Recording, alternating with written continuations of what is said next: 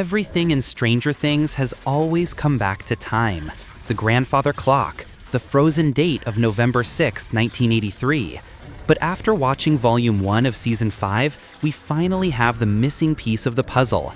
It's not just about killing Vecna anymore, it's about resetting the clock.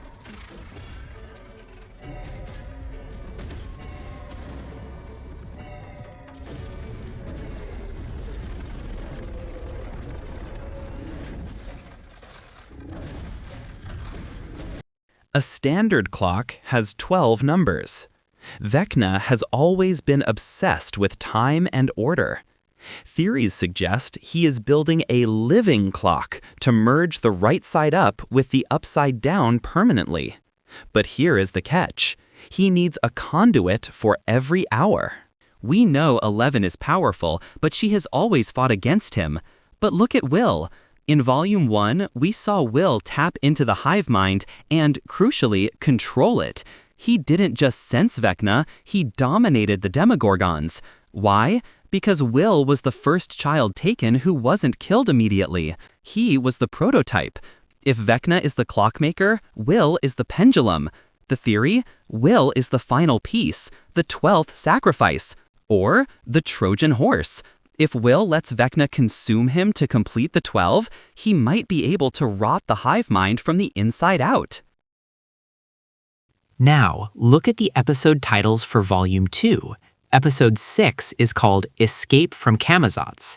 Do you know what Camazotz is? In mythology, Camazotz is a death bat god. In D&D, it's a deity of the Underdark. But in the context of the show, it represents the domain of the bats, specifically where Max is trapped. Here is a detail credit. Those aren't random fabrics. Those patches are made from Henry Creel's childhood shirt. This confirms Max isn't just floating in a void.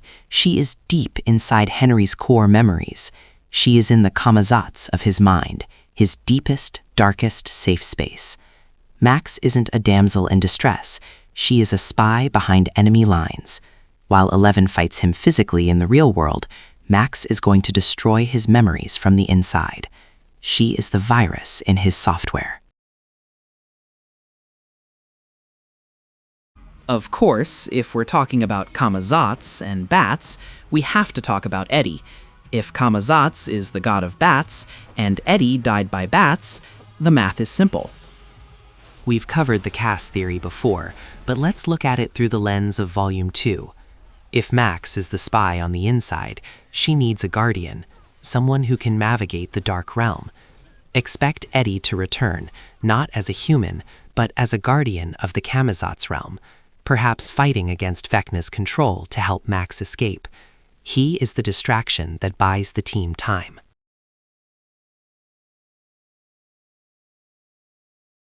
But how does it all end?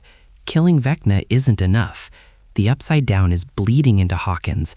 The rot is spreading. You can't just patch a hole that big. You have to rewrite the wall. The time loop theory is the only logical ending. The Upside Down is stuck in 1983. Why? Because that's when the mistake happened. That's when Will was taken. The grand unified theory suggests that the only way to stop the apocalypse is to prevent the gate from ever opening. This brings us back to Will. If Will has Vecna's powers, he might have the power to send a message back, not physically but psychically, back to 1983, back to himself. The series started with Will disappearing. It will end with Will not disappearing, or perhaps disappearing voluntarily to save everyone else. It's the ultimate sacrifice. To save his friends, he has to ensure he never meets them, or simply ensure that the game of D&D that night ends differently. A roll of the dice. Stranger Things is a show about growing up, and the hardest part of growing up is letting go. Volume 2 isn't just a battle, it's a goodbye. Will Byers is the key, Max is the map, and the clock is striking 12. What do you think? Is Will going to reset the timeline? Will we see a Back to the Future ending? Let me know in the comments. I read every single one. And if you believe Eddie is coming back, hit that like button. See you in the Upside Down.